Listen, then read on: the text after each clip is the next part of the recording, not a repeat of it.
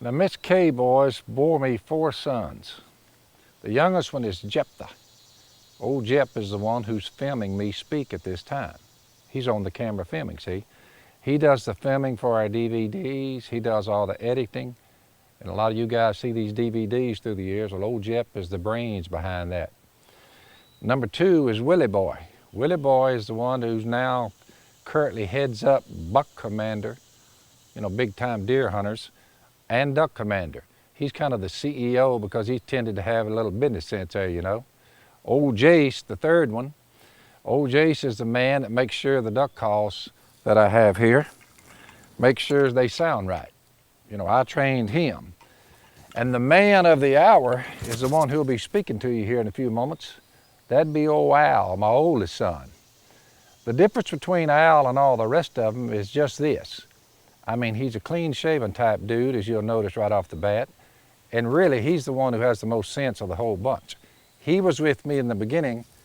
See that net back there behind me? He was the one helping me patch nets and catch these fish way back before the duck calls ever took off. We started selling them across the United States. He's the one that actually took his pickup, said, Dad, you take this one because I'm not sure the one you're driving will even make it there. So you take my truck and you take off across there to sell your duck calls. So we had humble beginnings when we started. Now, Al is smart enough to figure out a lot of things that some of you guys never figured out. That being, why should he fool around learning how to blow a duck call if old Dad here will call him in there? All he has to do is shoot him. He said, Dad, look, but a man of your reputation and stature, you call him in and I'll just help you kill them when they get here.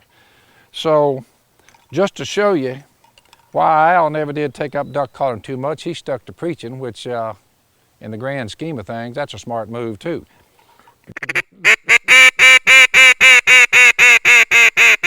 Well, now's a good time to find out from my oldest son how he figures into all this duckman stuff through the years. One thing my 4 boys and I all have in common. We all preach Jesus, Him becoming flesh, dying on a cross, being buried, and raised from the dead.